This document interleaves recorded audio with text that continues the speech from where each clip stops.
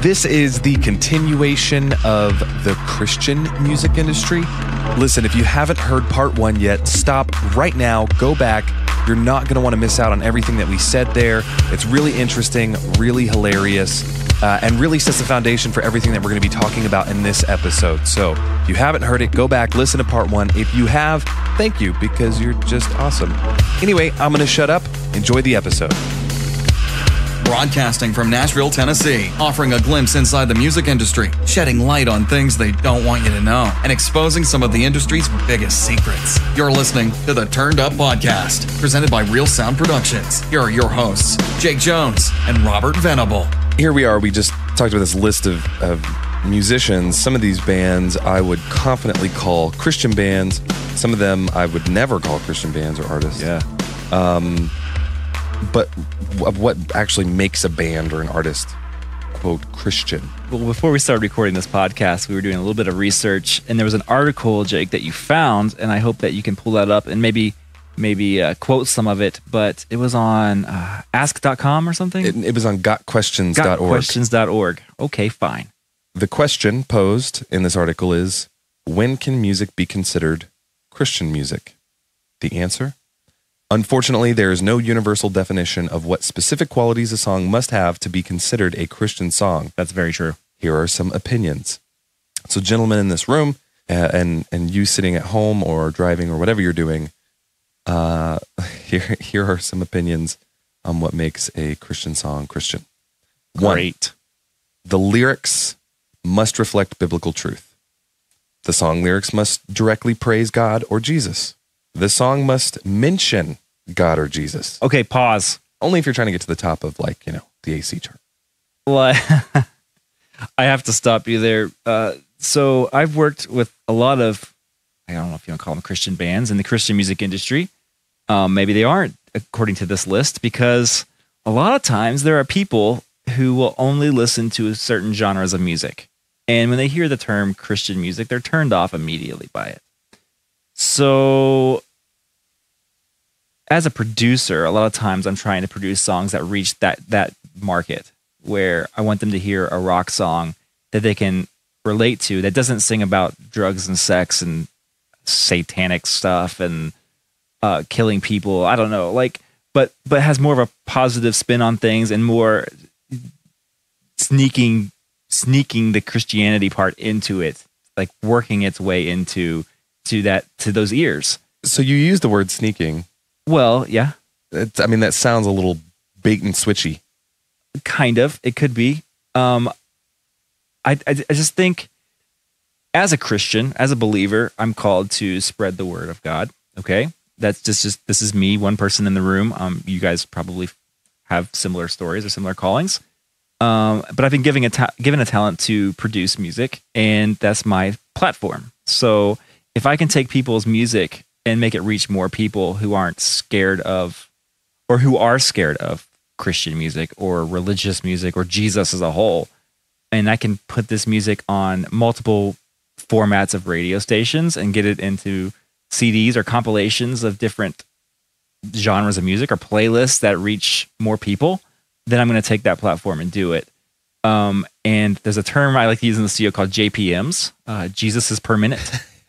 And so it raises JPM right now. When you're blasting through a hard rock song, and then it depends on how it's delivered, the word Jesus kind of hits someone sometimes a different way where they're like, okay, never mind. Nope. I don't want to hear this anymore.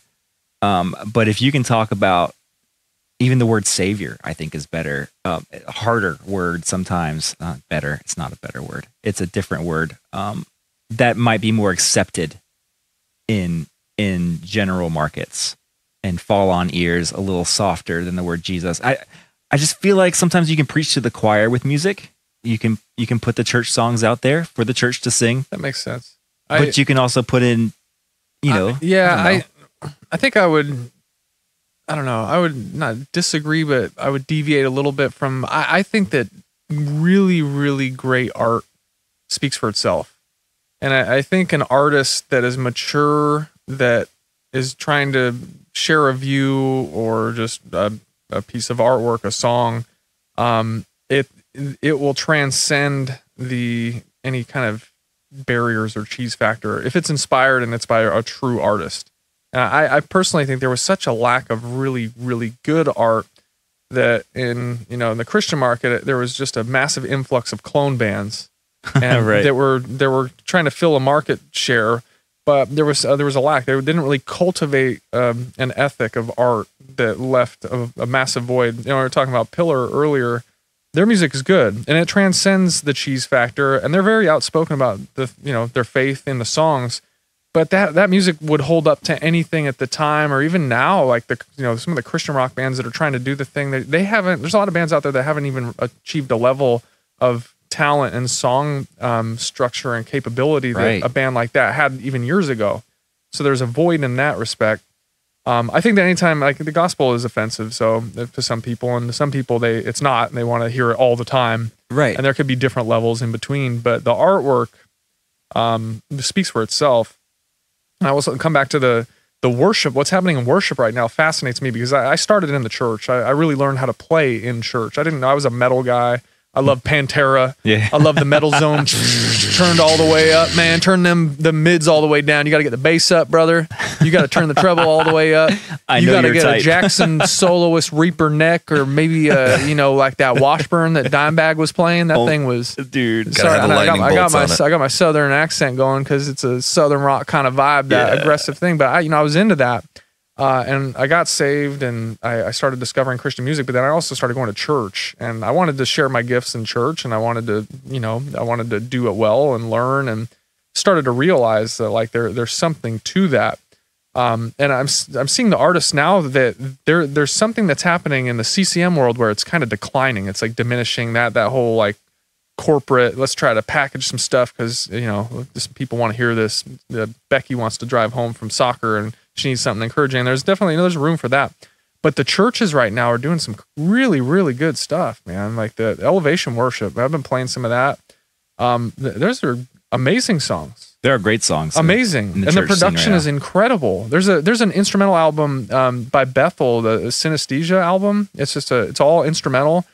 I don't know who composed that. I probably should, because I listen to it all the time. It's genius. It's genius level stuff. It's instrumental. That means it's not Christian, right? Well, yeah, that's right. That's right. It's not Christian. Well, I love something that you said, which is that if the good artistry transcends really kind of any sort of subject matter. I mean, you could almost sing about anything. If the song is amazing, the song is amazing. And we see that some, even in our top 40. It's happened throughout history. I mean, we could do a whole podcast on, like, that song doesn't mean what you think it means. Right, yeah. We could do another whole podcast just on, like, songs that are so good that you had no idea that he's talking about Sure. murdering his wife and putting her in the trunk, because it's just such a good song. And it's like, wait, that's what that song's about? And what I think that we have seen in the last couple of decades as Christian music has kind of declined in terms of sales and market is it started off as a very kind of wholesome, pure thing. You've got Caedmon's Call, Natalie Grant. Natalie Grant was the first Sure. Christian artist to ever go platinum. They were just making good music, and the thing you hear with bands like that or artists like that is, oh, I didn't know that they were Christian, because our culture has delineated. They've separated Christian music from regular music and have put a certain standard on Christian music that, in my opinion, is much lower than non-Christian, general market, whatever you want to call it, mainstream music, which is unfortunate. But the problem is the industry saw, oh, people are buying this Natalie Grant record. They obviously like Christian music. How can we put a whole bunch of it out as quickly as possible to make as much money as possible? And let's compromise the artistry. Yeah, supply and demand. Let's rip off other bands, or just figure out a way to kind of throw something together really Sure. quick, and we'll just throw Jesus in it. And there was a boom for a while where a lot of people who were not Christians, they're Jewish people, just atheists alike, that are producers and engineers or label execs in the industry who jumped over into the Christian market I wanna because they buy saw into that. dollar signs. Yeah. There's a little like vodcast docudrama right now that some guys that were a part of that whole thing are putting out right now. Right. I can't remember the name. I probably conveniently forgot that. But Conveniently on I purpose. remember. Do you want me to say it, or you Oh want me to? my God, I don't know if I want to plug them. Probably All right, not. let's yes, we don't want to plug it. It doesn't matter to me right now. But the thing is, what you said, it's just so perfect, like the artistry and what you're seeing in some of the worship music that's coming out. Worship music, meaning music that is written with the intention of singing along to it in an act of worship to God, whether that's in a church as it typically is, or at home or whatever. Meditation. The purpose of the music is listen to the words, sing them either out loud or to yourself or whatever. But the artistry there is growing. Well, the church is doing it right. And then with CCLI and the way that they license the music and they let people in churches use it and provide, the arrangements and the score and the guitar parts and videos and things, and the way that they're able to generate revenue for the songwriters that are doing it. They're doing it the right way. And I'm actually pretty excited that the church has figured that out, and everybody else, even in the mainstream, hasn't really figured that out yet. Right. And that's encouraging. But yeah, it's a shame that with like Christian rock and the genre that we're talking about, that we're a part of, it was not stewarded well, and so it left a lot of questions and a massive void. I mean, even having worked in the industry, toured in the industry, recorded in the industry, I don't know so much maybe like right this moment, but I know for a while it has been a running joke, just Christian music in general, especially Christian rock, because it's all just kind of the same thing recycled over and over again. I remember you even saying like, I could literally just like play a couple of chords, record it, and it would go number one, because the standard for a while there was so low to get in, and a lot of artists weren't Christians. They weren't writing Christian music. They knew that if there was some way they could infiltrate the Christian market, that would grow their fan base enough that they could launch into mainstream music. And I think we're seeing today that doesn't really work as well. No, it doesn't work anymore because people want quality. Yep. And I think we have a story about this, but whether you're Christian or not, authenticity wins. Talent and artistry wins. In our previous band, we had a song called I Stand. And it's actually the song that got me into the band, literally. Yeah, me too. They sent me the song and said, learn this, record yourself playing it, send it back. We want to know if you can play this. And I did. I played it, and it was, it was cool. I love the song. And it was my favorite song when I joined the band. And we did it live. We did it on Winter Jam, a big arena tour. For 3 months, we toured the country and played all the biggest arenas to sold out crowds. And one of the songs we played was I Stand. It was a crowd favorite. Everybody loved it because the song said, and it was written by Justin Cordell. The song said, there was even a line in there that said, I don't care what you think. I don't care what you say. Jesus alone is the only way. That might not be the exact line, but that's the point of the song is I'm going to, like, Jesus is God. I believe it. You can't change my mind. And I'm, I will die on this mountain. Yeah, this is the mountain we're going to die on. And to whether you're a Christian or not a Christian, the fact that you're just simply saying, I don't care what you think, this is what I believe, and you will never change my mind, actually says something, especially in rock. But what's the story? We were in the studio in 2012 recording the songs. We knew it had to go on the album. People loved it. Obviously, this is a sensitive topic, and if we end up in a courtroom after talking about this, you'll know why. But the names and locations that's have all been about our changed. podcast, though. That's what we do. I'm not. Maybe you guys could mask my voice right now and give me the low filter. Let's disguise for the Justin sake of this Forshaw's voice. commentary. The Justin is now disguised, so this is not Dan. me anymore. This is somebody else posing Dan. as me. No, we were in the studio and the song was ready to be tracked. I think we had made some tweaks on the arrangement, and then they started talking about the lyrics. And it was the weirdest thing because. Okay. So there's 4 people, right? There's 4 people that are involved. So 2 of the people that are, so these are outside of the band is what I mean. There were more. There were 5 people. Yeah. And outside of the band, but were directly influencing the record. And they had a good reason to. They were part of our team, people that we trusted. One of them was just straight up an atheist. 2 of them were non-practicing Jews, and definitely not on the Jesus train.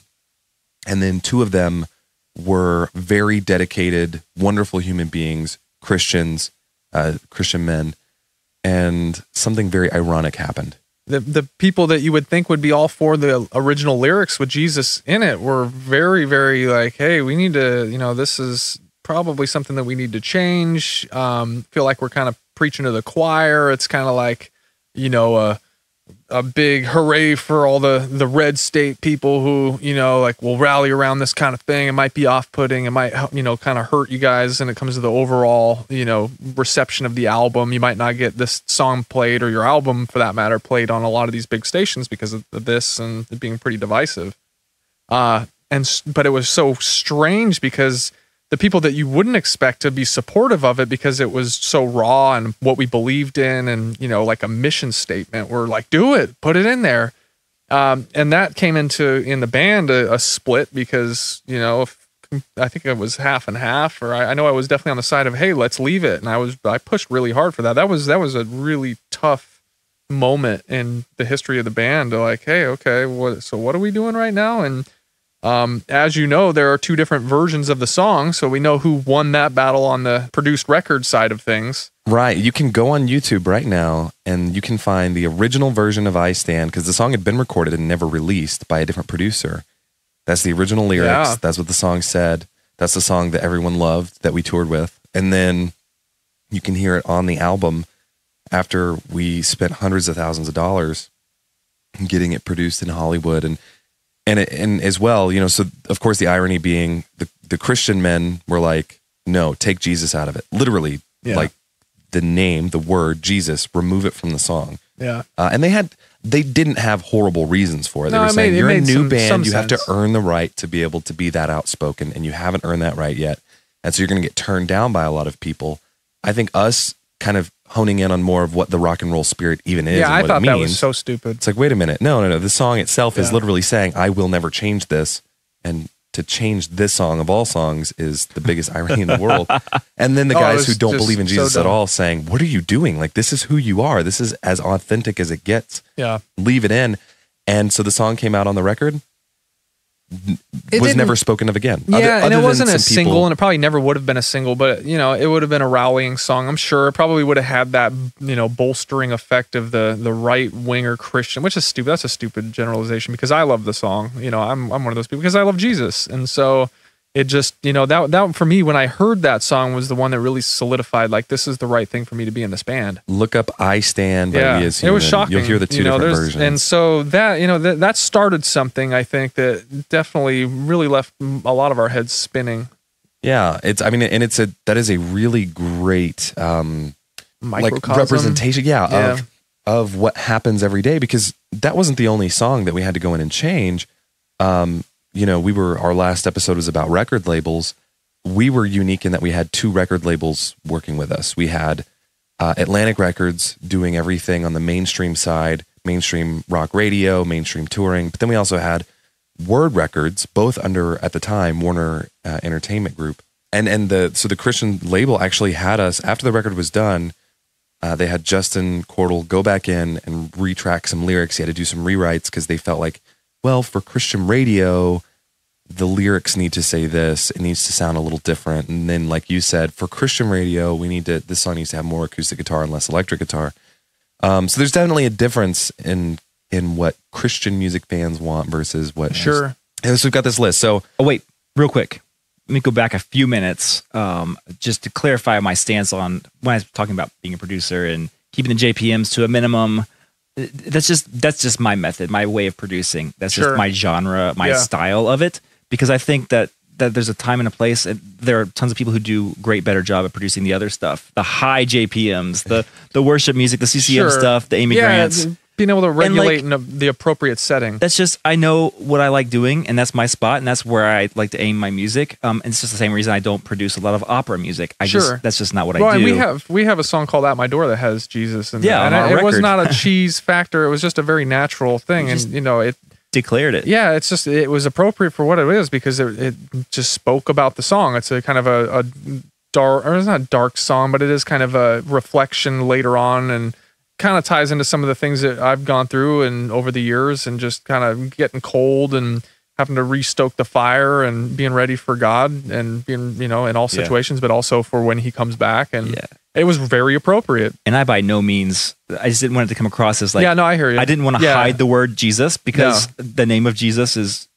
huge. And that's something that I will never say that I'm not standing behind. You know what I mean? And because we need to talk more about that. And I don't want to take up like too much time. Okay, hit it. Because I like where you're going, and actually ties in with the very next thing on this list here. Well, so this is the list from gotquestions.org. Number 4, the song must be written for Christians and not as an evangelical tool. This is I break all the rules. When can music be considered Christian music?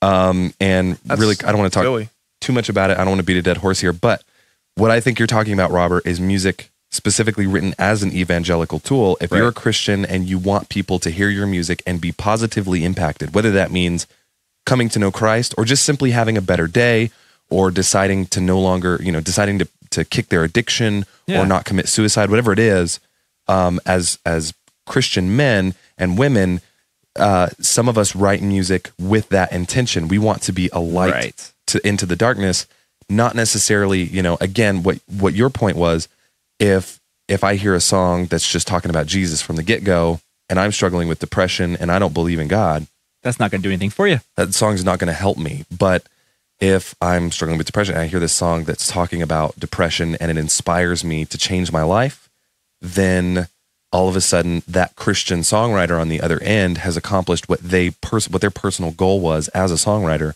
and reached that person. So there's just two completely different kind of schools of thought. Worship music is not written necessarily, although it can and does.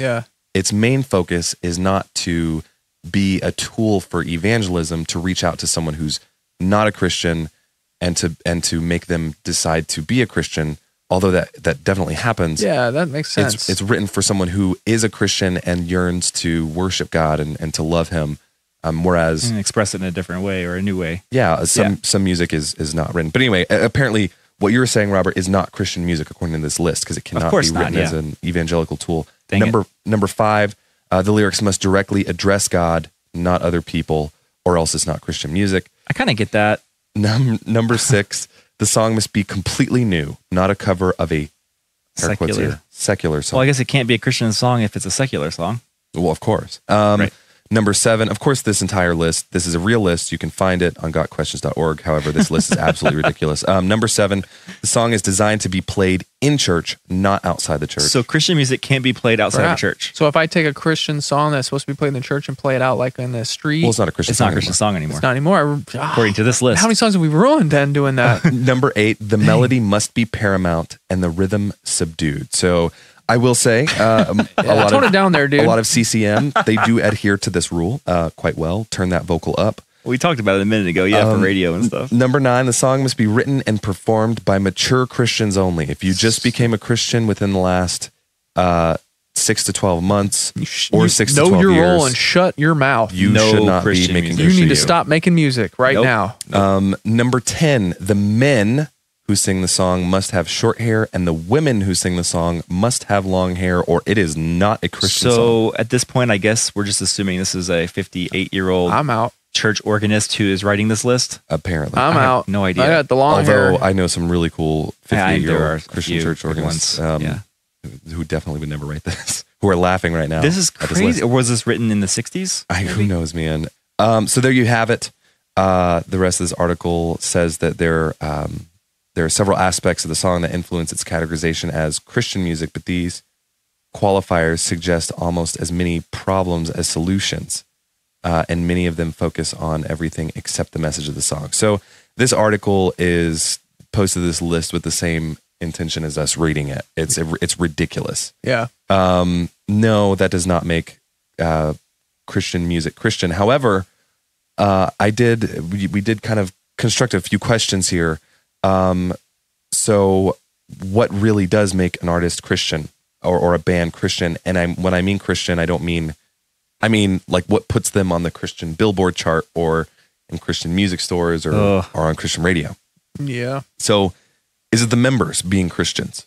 I think that has to be part of it, because if we know that there are bands that are definitely not that are proclaiming to be not Christian at all, like setting themselves apart from that, and then they come out with a worship record. I don't know how much of that what the motive is there. I mean, if they're still proclaiming, not if they got saved and did it, that's different. But what if they're like, nah, we don't like God, but this is good music, so here, take it. I don't know. Do we call that Christian music? I don't know, because there are definitely Christian teachers who would say that anything that is good is from God.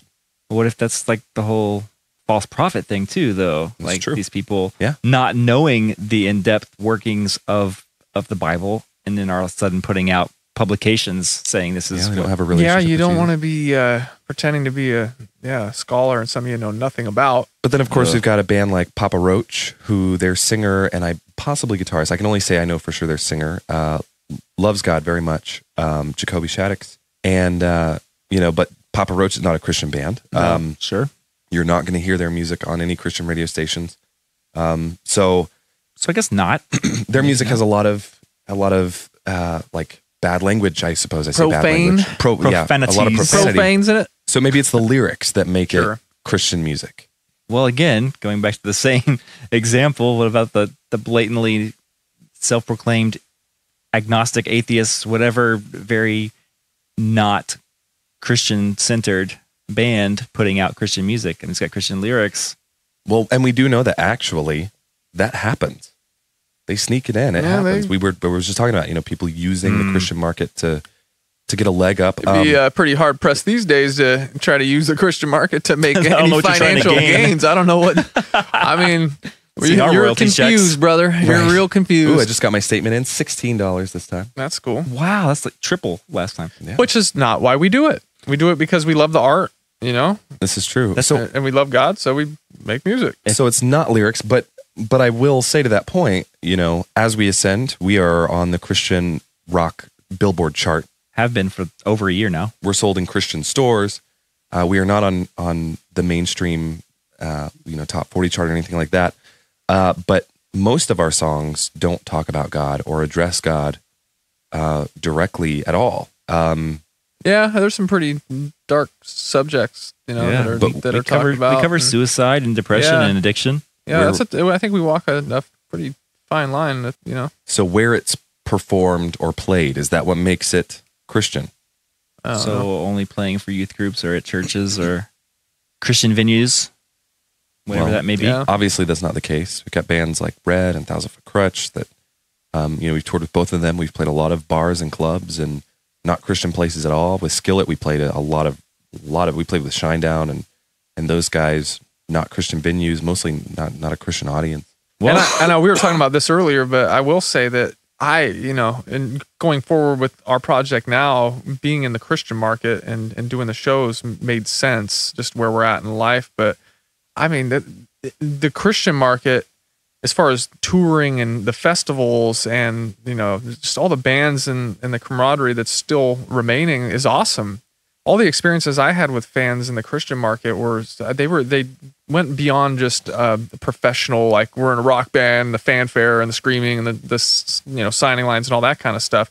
Bands aren't making a ton of money. We're not rock stars with the mystique and hiding out in the Netherlands for a year while we make an album and then come out and emerge and, like some sort of, we're just people, and that market has always been really good to us, and it was pretty wholesome, and there was never really any issues from that perspective as far as, it was just a really, really good experience. So we have a lot of good involved with that, in the Christian industry. It can be tough sometimes being attached to something like taking a belief, a faith, and then tagging its name onto any sort of commercial product or version of something, especially when it comes to kind of the bad apple syndrome, right? Like when Britney Spears goes crazy and shaves her head, because I'm old and that's like the first thing that popped in my head. We don't look at all mainstream music and say, oh, it must all be bad and crazy because this one person did something crazy. But with Christian music, all of a sudden you hear about one band that did something horrible, or one of their members did something, illegal or whatever it is. And a lot of times we could be quick to, especially people who aren't Christians, say, oh, the entire Christian music industry is corrupt. Yeah.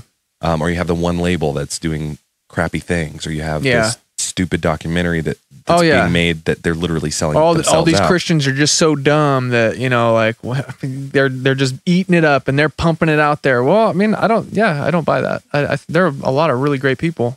Yeah. So the last thing, is it the intention or motive behind the music that makes it Christian music? It seems like after reading this list, it's a combination of all of it. Snoop Dogg just put out a gospel Yes, he record, which did. topped the charts. Super Loop. And some people might question, you know, how is one picture on your Instagram you holding a blunt? The next one, you know, dropping F-bombs, and then the next one is a picture of you holding a Bible. Like, where does this? I mean, it's a little deeper. We're a very confused people. We are. It all goes back, I think, to my favorite thing that was said today, which is what Justin was talking about with the artistry. Yeah, the authenticity of it. And I think it is what Christian music needs desperately. No more sitting down and trying to write music to a market, and rather just writing good music. And I think the entire Amen. music industry as a whole could learn from that. But and I'm not trying to toot our own horn here. When we wrote our record Farewell to Midnight, we had no intentions, none. We weren't sitting down to write a Christian rock album. We weren't writing songs for radio. Yeah. We weren't writing songs. If there was any kind of motive or intention at all, we were writing songs for the people who had supported us. But outside of that, our lyrical content, we weren't trying to say what will make them happy. Not at all. We just wrote what was on our hearts. We wrote what was in our heads and what we felt like was the best art. Sure. And that was it. Yeah, and building on what we had before, you know, for me this album was very, very personal and my proudest achievement, because it was all of us, and there was nothing. It was just us. There's nothing else that was influencing what we were doing. Not to take away from what we did in the past, you know, even working with the people that we did with the We As Human project, Justin Cordell, brilliant guy. You know, like very, very talented people, but the industry put this little filter over everything. And with this project, there wasn't, and there is no money really to be made. This is just art. And I think that's not just something within our band. There's other groups out there that are catching wind of that, and it's starting to catch on. And there's some things that are happening. I think it needs to increase. There definitely needs to be more growth. But if it's, you know, a grassroots thing and it starts from the bottom, it could turn into something again. Well, and what you find, and this is all, it's always been this way. What you find when people are just making the art that they love, two things happen. One, people enjoy it more. Two, the artists are happy. You don't have as much addiction, drugs, problems. A big problem is a band writes authentically their own music. They write an album or just a bunch of songs, and they don't have a record deal. They don't have a manager. They're just doing what they do. Yeah. And a label hears it, signs them, picks them up. They get the big management deal, the booking agent, the record deal.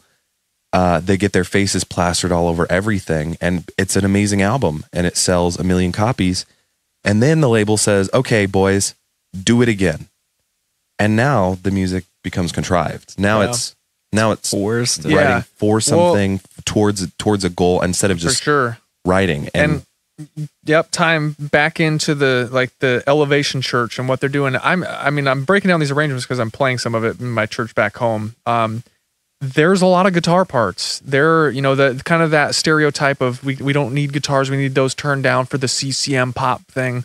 That's not happening in the church. You're getting this big orchestration with these big bands, multiple guitar players, tons of vocals, well-crafted songs. And it's not just like a little thing. If you go on, they're getting tens of millions of views on this stuff. Like this is a big industry, and it's, you know, I think it's an amazing thing. It's sacred. I think the CCM, as far as rock and, you know, contemporary and all that, they need to take some notes and figure out, like, these guys have not only figured out how to profit from it in a good way and keep track of the royalties, but they've also found an audience, and, you know, it's worship. So it's an amazing experience. And our art is a little different than that, and we like more aggressive stuff, but the people's hearts are still the same. I think that needs that craftsmanship needs to happen, and it'll come out of the church again, just like it did before, and not in a corrupt sense, but just for the sheer joy of praising God in art. Yeah. So I mean, I was going to say this a few minutes ago, but I think you just pretty much summed it up right there. Where if you live the lifestyle of a Christian and your heart is in it, and that's just what your life is, and you decide to make music, it's going to be a representation of your lifestyle. You know what absolutely. I mean? If you're out there murdering people every night and carrying, illegal weapons on you or whatever, and decide to, steal someone's car, the type of music you're going to write is going to be more conducive to that genre of sorts. But if you're going to church and loving the Lord, and you call yourself a Christian and you're acting it out, living that life, your art's going to represent what it's going to reflect it's that. going to, and art coming back to, that is, I'm one of the things that convinces me the most about God, and his existence is music. In a very tactile, like, okay, so obviously there's beauty everywhere, and there's, the mountains, and I know people would disagree and say, oh, it's a product of evolution and the Big Bang and all this stuff. But music especially is like, we find pleasing feelings and expression through these tones that we can manipulate, and there's a specific structure and a scale and frequencies and distances and math, and all this stuff is involved, and we're, as artists, taking them and internalizing them and crafting them and creating. And so it's like, of course, there's creation, and that's the whole purpose of it. Like, we're crafting music, and so the authenticity that comes from that, what we do, it comes through the music. So if it's authentic and it's sincere from a sincere believer, yes, it's Christian music, but it's not going to have the cheese factor of, hey man, we need a product placement. We need to get this out to this market. And what do they like over there? Well, they like that. That does not work. It has to be, this is the artist. We need to invest into this artist. This is their perspective. They love God. They play 7-string guitars and love, Periphery, and have found a way to do that. Silent Planet. There's a Christian band out there that I don't know a ton about them, but I've heard their stuff. It's brutal. And there's no cheese in it. I don't hear cheese in it. Heaven forbid a Christian band enjoy a beer, though. No, heaven forbid. Yeah, but that kind of approach. So, we figured it out, guys. I think it's cool. I asked you guys a question earlier about, should the Christian music industry go away? And this is just me personally. I do think it should. There are people that definitely have a problem with attaching dollar signs to faith, to attaching dollar signs to Jesus, and it's had me thinking lately, even this documentary that's about to come out, that, if you go to Justin's Facebook page, you can, you have to go back a while, learn all about it. But it raises some valid questions, right? Like, in the Bible, Jesus goes into the temple, and in the back of the church, they've set up shop. They're selling Jesus junk. They got the t-shirts that say Jesus Christ that looks like it says Coca-Cola. And, he literally was angry. It says I had that shirt. It says he turned the tables over. And, I don't, it's like, should you sell a Bible?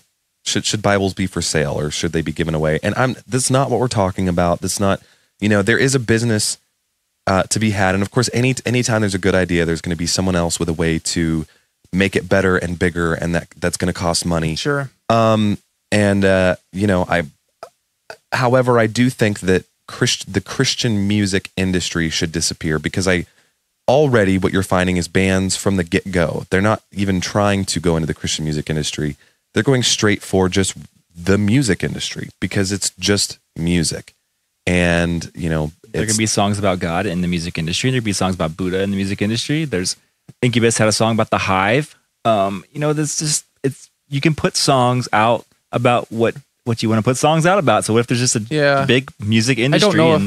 I don't think I'm smart enough to make that kind of, like, I don't know. I think people are tribal. So there's, Christians will congregate and want to buy music that reflects their values. And so they need a medium to be able to, like, hey, where do I get it? How do I find it? How do I get this artwork? So I guess my perspective would be that it needs to be just done in a sincere way. And the Coca-Cola stuff, I've thought about this, because that whole docudrama is just right there, man. It's just up there in the cortex floating around. there are people that don't have the hip sensibilities that the hipsters from Seattle have. And, you know, like in the South, people like Coca-Cola. People love Jesus. So if you put Jesus on a Coca-Cola shirt, they'll just see it and be like, yeah, man, you know, and that, sorry, I'm making fun of rednecks a lot. I'm a redneck at heart. Like I listen to country music. So when I talk like that, it's endearing. Oh, are you saying that all people who listen to country music are Yeah, redneck? I love you guys. So I use the country voice all the time. I'll own it. And I own it. I'm a Nashville. I've lived here I lived here for 7 years, so I feel like I can represent. But I've got redneck friends, all right. That perspective, I think, would fall on the people that are selling. So it's up to you to have ethics. Hey, how about that? And you have to responsibly put out personal artwork. responsibility. You have to take Turning into care. a political You have to podcast. take care of your man. artists. You have to develop them. You have to not go in and nickel and dime and screw over the people that you're working for. Oh, because that's a principle that Jesus would teach, right? And if you're a good steward, you reap what you sow. You will have success. And so, like those principles all come together. And as far as having that medium, for me, it would just be a matter of stewardship. And unfortunately, the Christian market, especially in the rock market, was stewarded so poorly that we're here right now. Man, Not to say that there couldn't be, you know, a new approach and something come along, but I wouldn't want to get rid of the entire industry. But I think that there needs to be a change in the way that it's handled. I That's agree my with that. perspective. I get both your points. I already made my point clear earlier. It's like I think it should still be around. Now we sword fight. And here it goes. We could use the lava lamps, and then We just sword fight with lava lamps? Whoever's lava lamp breaks first. One of them's Is the already loser. broken. I just have a lava lamp over there that doesn't even lava-lize anymore. It just, If we were to break one of those Lava open lamp. and grab the gack out and just throw it, I don't think that'd I be a wonder good what they'd idea in here. I think Please. that would be a great idea. I think it's a good We're idea. gonna take it to your studio and do it Let's then. do Jake. it right now. Okay. A little nervous here.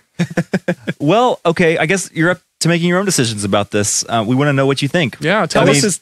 we got a little weighty here. Go on the you guys do the shout out thing, and you were talking about that in your last episode where people will respond to something that you said and ask them Yeah. on your podcast Like a week days or later, weeks and later, everybody's yeah. scratching their head like, man, I don't know what that means, but pajamas. In my car.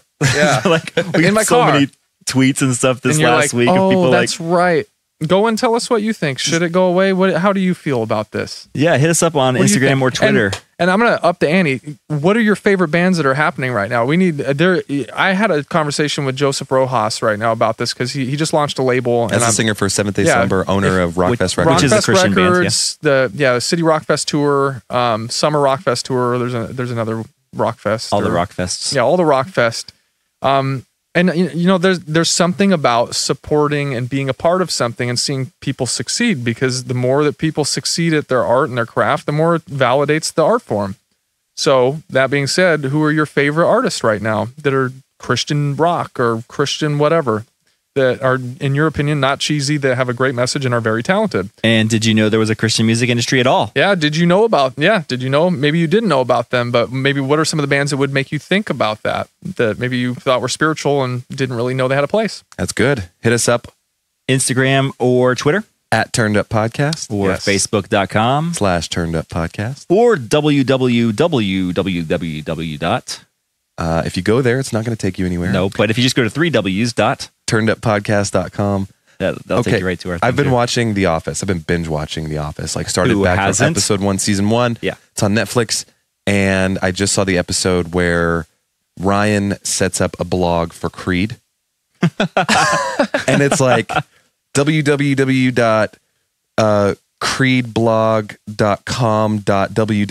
www.creedblog.com.www.something. And then it cuts away to the talking head. He's like, so I just set up a Word document and put a fake URL at the top, and Creed just types on it all day. all day. Yeah, it's so funny. That is not what our website is. You We can actually find have content there.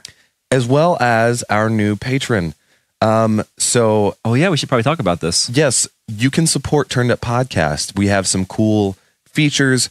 We have some cool gifts for you. We'll be posting links about that. Help support the podcast. We've got some really cool ideas and some things coming up that we really want to do. And your support can make that happen. You'll become part of the podcast. And depending on how much you're able to give, how much you would like to give, anything from actually coming and recording on the podcast, being a guest on the show, We got like or stickers and all sorts of stuff. yeah, so check it out. And then also, we're on the City Rock Fest tour right now, and go on, check it out. We'll be posting links to that as well, and you'll hear all about it once we're done here with the podcast. We might actually be podcasting from the road because of our tour schedule. That's right. Yeah. We'll maybe get some of the other bands on, and We know at least one of the other bands has their own podcast, so maybe we could just podcast together and make that's it one right. big thing. You could fight over whose ownership, Get whose big married- podcast is it really? married. If two opposing podcasters pod are war. podcasting together, you Does could it make a arm wrestle super for whose podcast? it is. You could do a super. Maybe you guys could record yourselves and I them, would and lose then the arm wrestle. okay. And we're kind of a weak podcast. Well, you guys need to compared to lift some weights. theirs. They have muscles. They're a pretty buff crew. They are. But I think we should probably wrap this one up because we've probably exhausted our time amount on this podcast. There's a million more things we could talk about. This was as long and as weighty as it was. It's still only scratching the surface. Yeah. If there's anything we missed, any fun facts, let us know.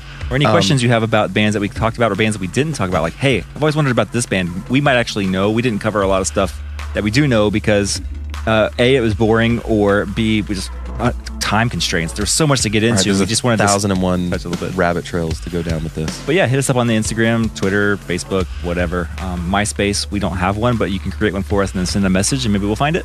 At this point, I would say, and you would say, Jake, until next time. and then I would say this is Nashville signing out, and then he would go peace. But we need to include you in this somehow.